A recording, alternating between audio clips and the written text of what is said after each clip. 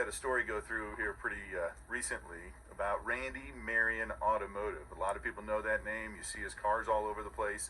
And today we have a great opportunity to talk about some of the news, the $200 million purchase of some electric vehicles.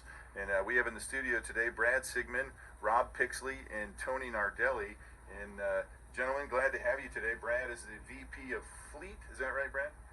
Yes, sir. Rows and rows and rows, and then I see all these news and stuff. But from a fleet standpoint, what is going on, and what do you have going? Because it's big, whatever you got going.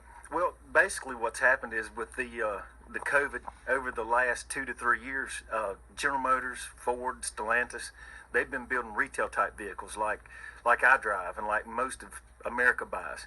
But in the delivery market or maybe salespeople's market, there's been a 3-year hiatus on building vehicles. So what we've done is they're starting to build a little fleet. So we're starting to get what we can get on all three brands and working with some of the biggest customers in America. Out of the top 100, we're probably selling 80% of the top 100 companies in America. Wow. Along with that, now comes everybody's trying to go electric. So what we've tried to do is we've partnered with Muln's, and right now we have some what's called low speeds. It's primarily for universities, airports, graveyards, stuff that the vehicles are not road legal, but they're a nice van. They're bringing the what's called the Class 1 road ready, UD1.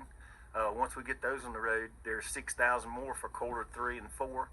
Wait a minute, Mullen fans. Did he just say that once they get the street legal or road legal vans for Mullen on the road, there is going to be another purchase order of 6,000 more for quarter 3 and 4?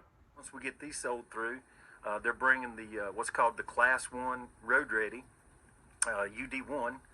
Once we get those on the road, there's 6,000 more for quarter 3 and 4. On the horizon, it's 30-some thousand is what the sale rate is.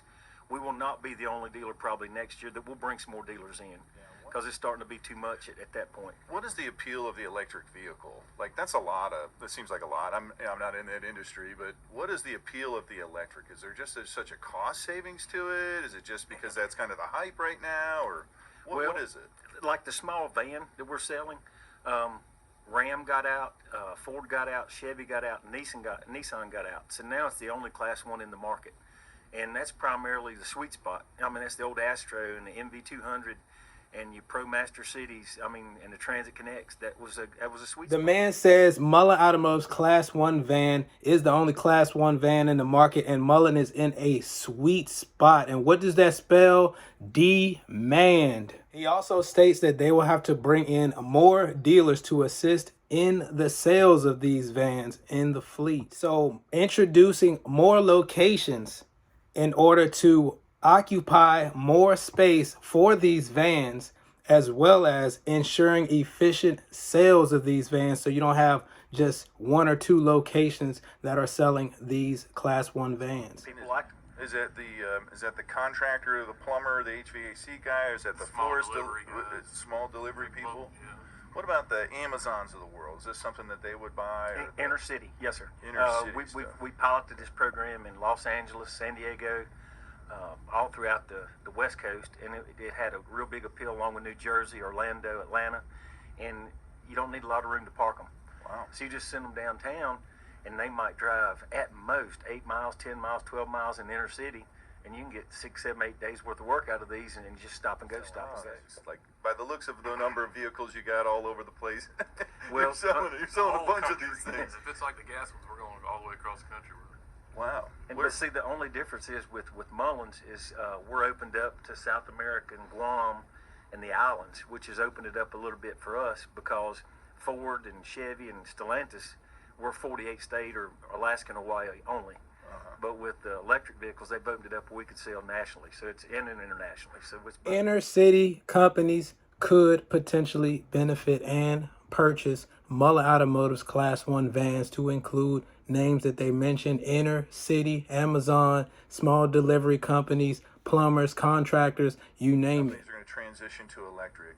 Talk to me about the maintenance of them. what is the maintenance compared to a traditional combustion car? Not much. Is it just simpler? Is it just what is How it? about lot tires? simpler. Yeah, tires, Brakes. windshield wipers, brakes. There's no engine, no transmission, no rear end.